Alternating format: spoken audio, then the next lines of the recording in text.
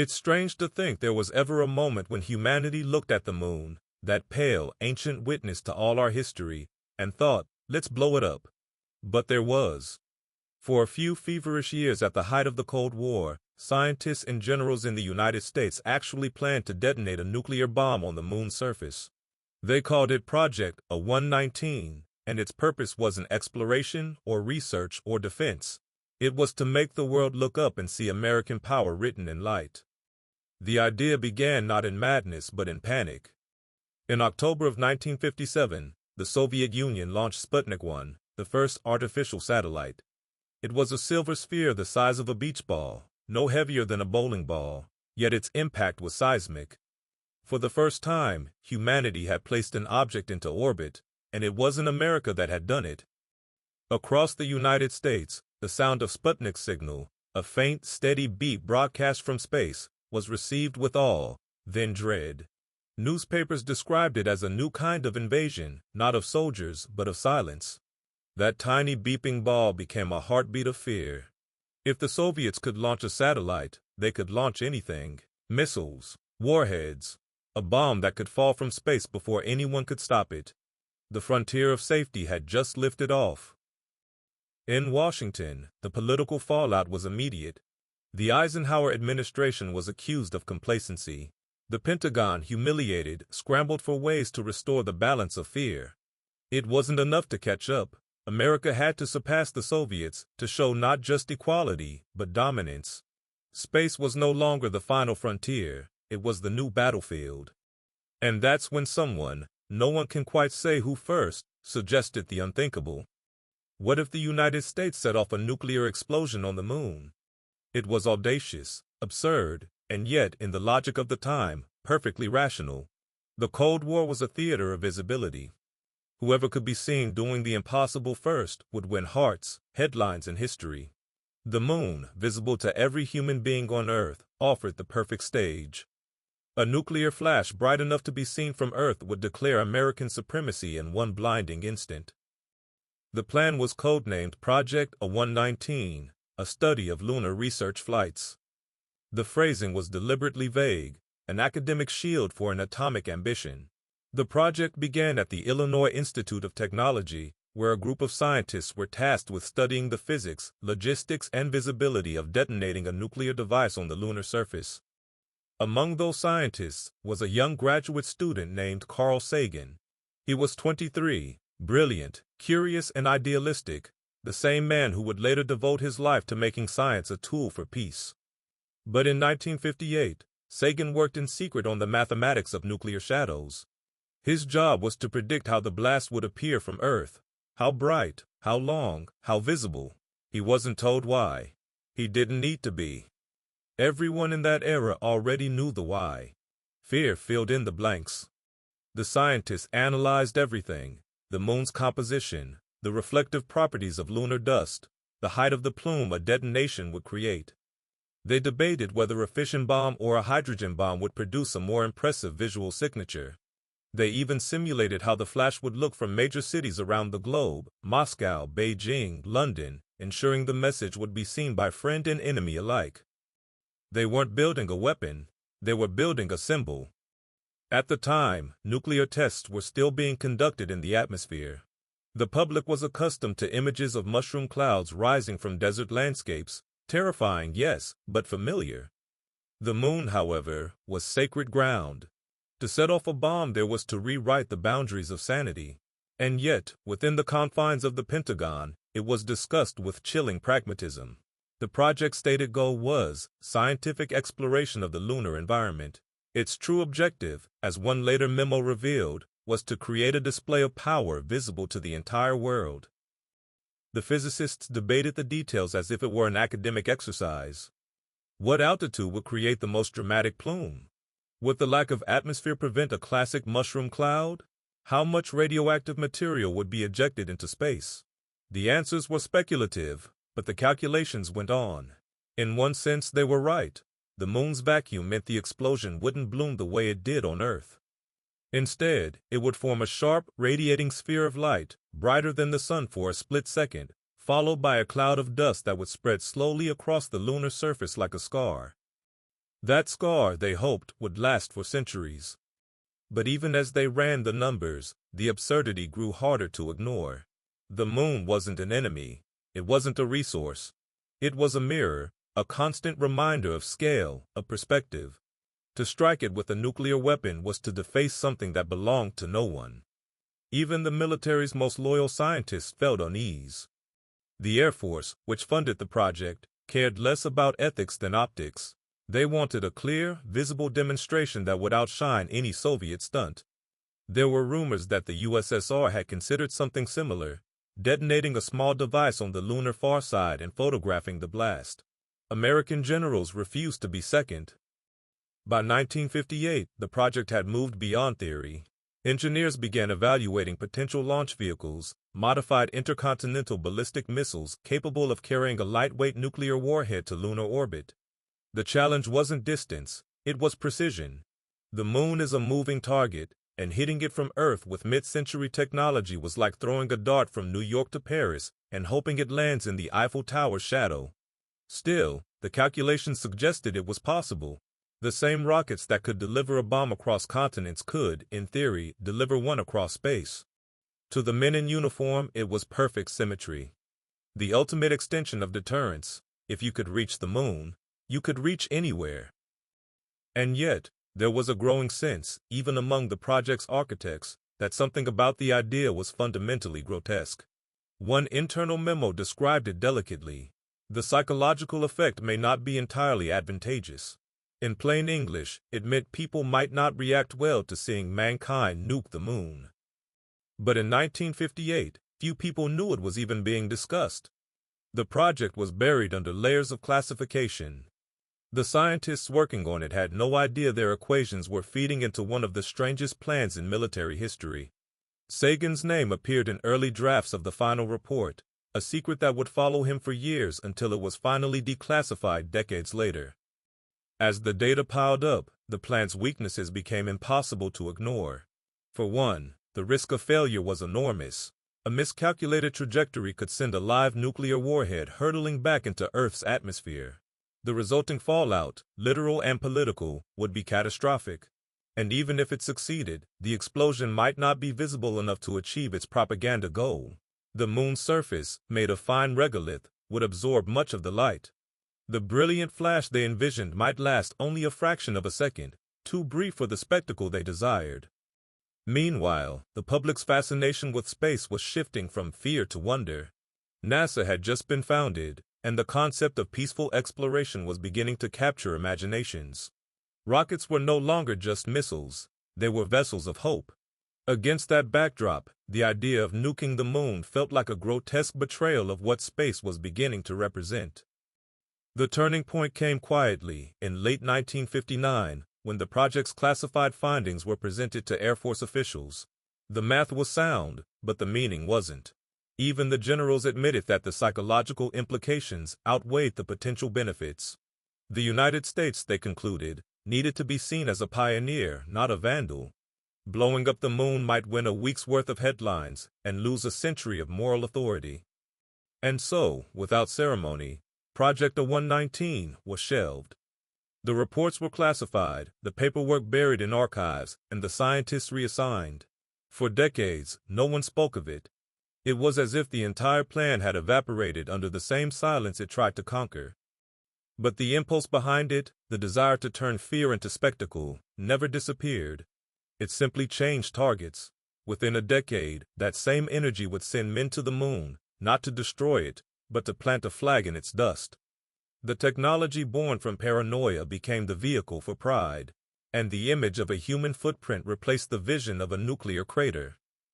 Still, the fact that both images were once possible, that both were seriously considered, says something about the era that birthed them.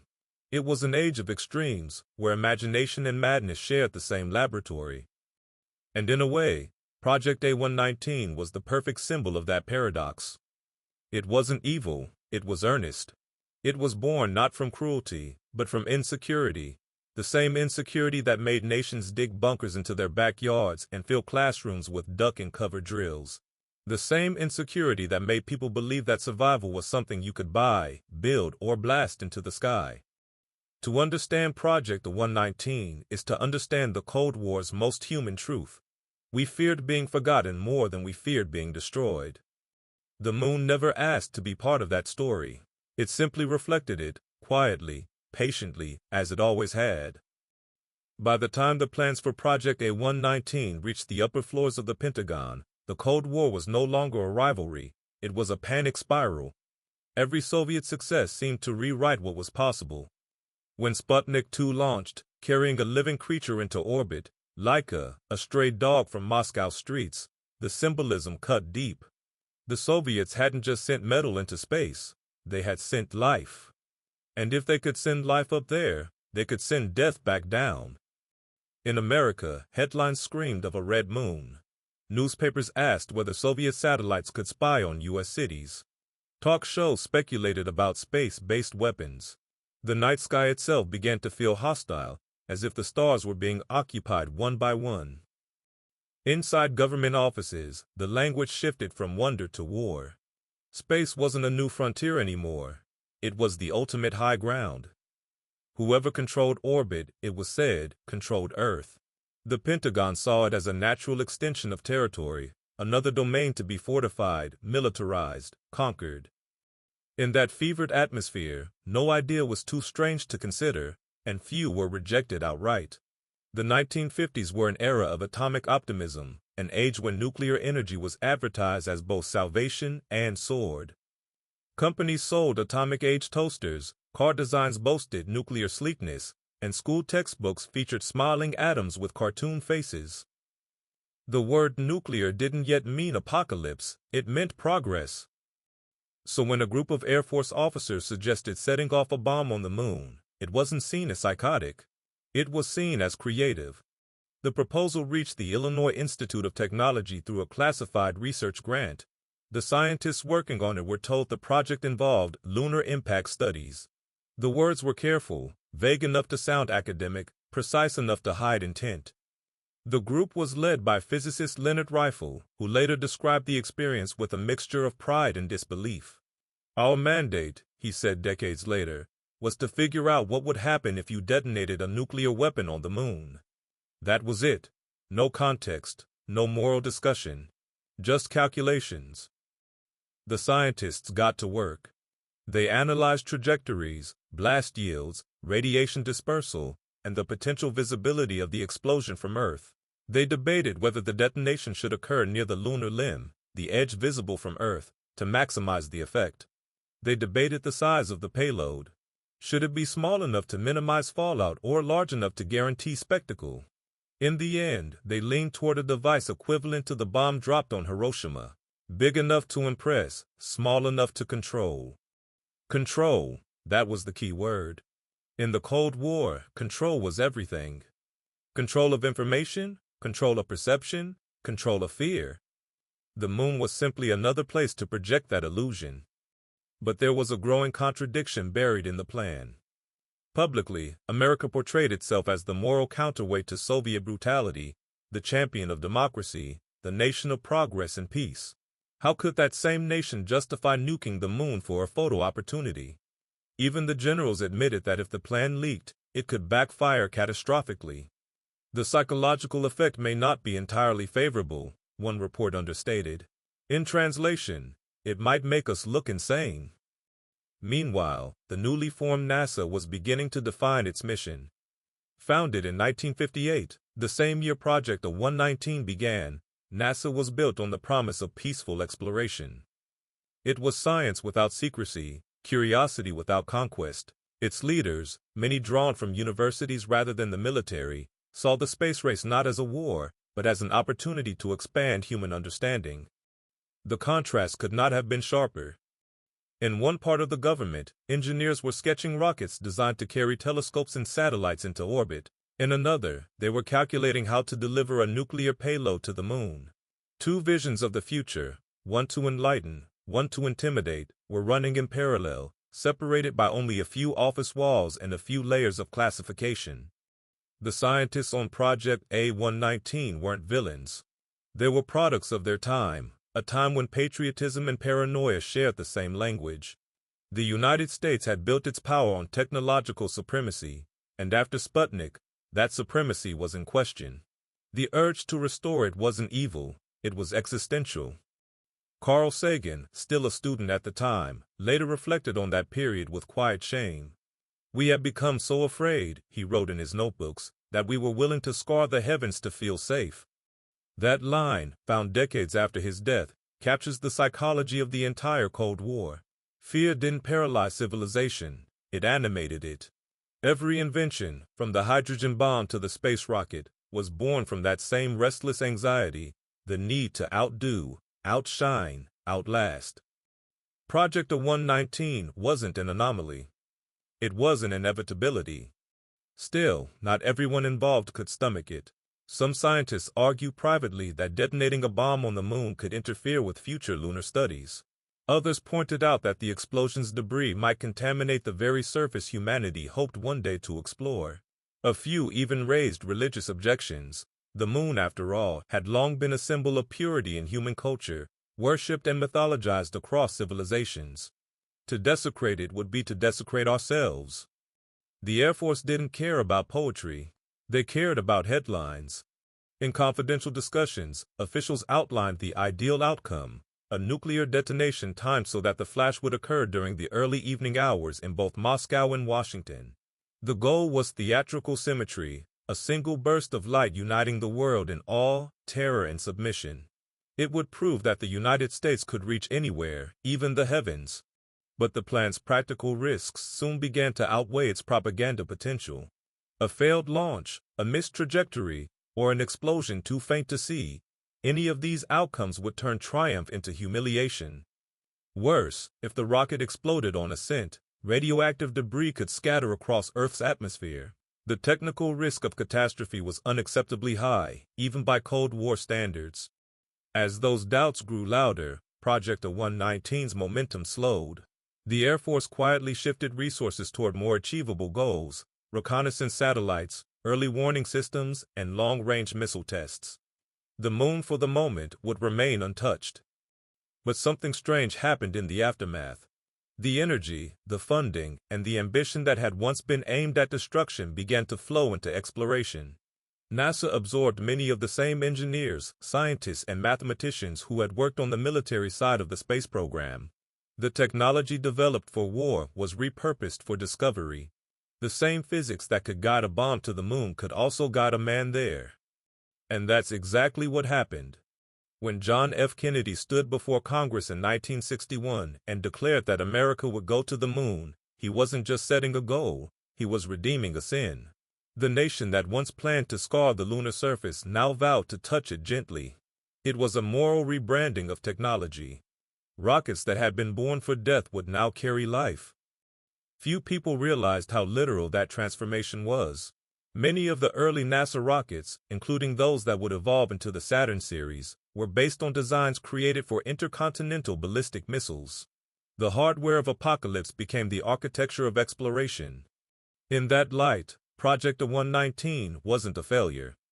It was a pivot point, the moment when humanity looked at its reflection in the bomb's glare and chose for once not to pull the trigger. But that choice wasn't pure enlightenment. It was image management. The truth is, Project A119 wasn't canceled because it was wrong. It was canceled because it was ugly. The generals feared public backlash, not cosmic karma. The Cold War never apologized, it just rebranded.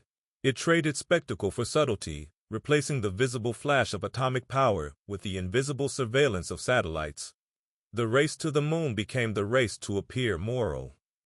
And yet, buried beneath that polished narrative, the logic of the bomb still lingered. The Apollo program, for all its beauty, was still a product of rivalry. Every flag planted in lunar dust was a diplomatic statement, every mission a performance of superiority. The difference was that now, the explosions were metaphorical, made of pride, not plutonium. Carl Sagan, who had once calculated how to light up the moon with nuclear fire, spent the rest of his life doing the opposite, teaching humanity to see the cosmos as something to protect, not to conquer. He became the conscience of the space age, urging humility in the face of the vast unknown. But his journey began in the shadow of Project A119, a reminder that enlightenment often grows from embarrassment. Decades later, when the project was finally declassified, the public reacted with disbelief. Headlines in the 2000s read like satire. U.S. once planned to nuke the moon. But behind the absurdity was a truth more chilling than the plan itself, that it had made perfect sense at the time. And that's what makes the story so haunting. It's not about madness, it's about normalcy. It shows how fear can turn brilliance into absurdity, how logic can lead a species to contemplate cosmic vandalism. It shows how easy it is to mistake visibility for victory. In 1958, a nuclear bomb on the moon was seen as power. In 1969, a footprint was. The decade didn't change human nature, it just changed the camera angle. The moon survived our madness, but the mindset that nearly destroyed it never really left. Project A119 was buried in classified archives, but its ghost lingered, not in blueprints or bombs, but in the psychology it revealed. The belief that fear can be conquered through spectacle, that visibility equals victory, and that humanity can assert control over nature through force rather than understanding. These ideas outlived the Cold War. They simply changed names. In the decades after Project A119's quiet death, the frontier it tried to claim was reborn under a gentler name, the space race. The rockets that once carried warheads became symbols of hope. The same boosters that were designed to threaten became vessels of pride. Neil Armstrong's first step on the moon was seen as humanity's triumph, but it was also the product of the same machinery that once dreamed of turning the moon into a crater. The difference was intent. The technology was identical. History loves redemption arcs, and the Apollo program provided one. It allowed the world to believe that exploration had replaced aggression, that science had tamed fear. But in truth, Apollo wasn't born from peace, it was born from competition. The footprints in lunar dust were, in their own way, Cold War signatures. The mission was a message written in silence. We reached it first. That message, however, was noble compared to what came before. The world didn't see a nuclear flash that scarred the heavens. It saw a flag and a man and a fragile blue planet rising behind him. For the first time, humanity looked outward and saw itself reflected back, small, temporary, and indivisible. It was that image, not a blast, but a photograph, that changed everything. The picture known as Earthrise, taken by Apollo 8 astronaut William Anders in 1968, showed Earth rising over the moon's horizon, a tiny orb of color suspended in black. That single image did what Project A119 could never do. It unified instead of dividing. It inspired instead of intimidating. It made people realize that the sky we wanted to dominate was, in truth, our only home. But even that revelation had limits. The logic that built Project A119, the logic of control, of spectacle, didn't die. It evolved. When the space race ended, its energy flowed into new domains: computers, data, surveillance, and information warfare. The battleground shifted from the heavens to the invisible. Where once we measured power in megatons, we now measure it in terabytes. The obsession is the same: mastery through technology, certainty through domination. Project A119 was the first attempt to weaponize wonder. It turned the moon into a billboard for fear. And though it never happened, its spirit survives in every grand, reckless scheme that values demonstration over consequence. You can see its reflection in the digital arms race, in the militarization of satellites, in the rhetoric of showing strength that still drives nations to the brink. The difference is that now, the spectacle is constant. We no longer need to blow up the moon to prove our power. We can simulate it. Every test launch, every viral image, every live-streamed rocket explosion scratches the same psychological itch, the desire to be seen as capable of anything, even destruction.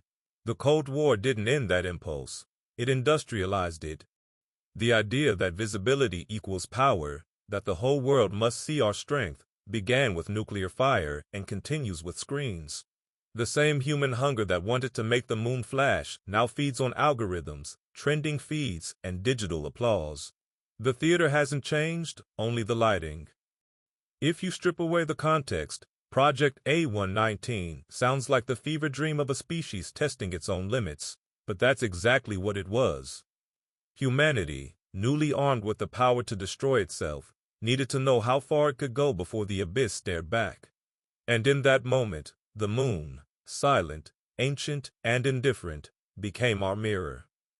We like to think that we've matured since then, that we've learned restraint, but the truth is more complicated. The weapons are quieter now, the conflicts less visible, the consequences more delayed. We've traded the immediacy of nuclear fire for the slow erosion of our environment, the creeping destabilization of our planet's systems. The sky remains intact, but the world beneath it trembles. In that sense, Project A119 feels prophetic. It was a dress rehearsal for the Anthropocene, the age when humanity stopped fearing its own destruction and started managing it. We don't need to blow up the moon anymore. We're melting our own instead. The men who planned Project A119 thought they were writing a message for the future, proof of dominance, assurance of safety. But the real message came from what they didn't do. By canceling the plan, even for the wrong reasons, they left the moon untouched. And in that restraint lies the faintest glimmer of wisdom, that some frontiers are sacred, not strategic.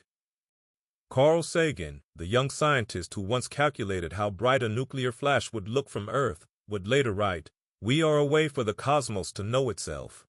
That sentiment feels almost like an apology, a quiet recognition that knowledge without humility is just another weapon. He never spoke publicly about Project A119, but he carried it with him.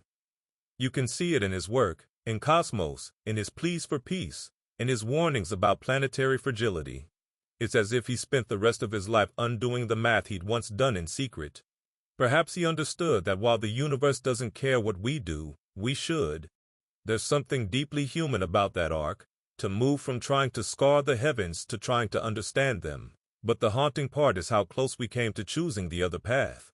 If the timing had been different, if the politics had tilted just slightly the other way, we might have looked up one night and seen a scar on the moon, a permanent reminder of a moment when fear eclipsed reason. Imagine that. A luminous wound carved into the sky, visible from every continent, every ocean, every generation. Children growing up under its pale cratered face, never knowing the moon as we do, but knowing instead that humanity once attacked its own reflection. That image, mercifully, remains fiction. But the mindset that created it still hums beneath our progress. It whispers in our machines, in our algorithms, in every system built on the promise that we can control everything, the weather, the genome, the planet, the future. The same faith that drove us to the moon still drives us to the brink. Because in the end, Project A119 wasn't about the moon. It was about us, about the part of humanity that confuses spectacle with meaning, domination with understanding, and light with wisdom. And maybe that's why the moon still hangs there, unscarred, as both a warning and a witness. It reflects every era's ambitions back at us, the good and the monstrous alike. It's the mirror we can't look away from. If the Cold War had one redeeming act, it's that it stopped short of desecrating that mirror. For once, the silence won. So the next time you look up at the moon, that old survivor of gods, poets, and generals, remember what it almost became. Not a beacon of exploration, but a billboard for fear. Not a symbol of wonder, but a scar of pride. And then be grateful for the one moment in history when humanity's restraint was louder than its power. Project A119, the plan to nuke the moon, the day we almost turned the night sky into daylight and mistook brightness for brilliance.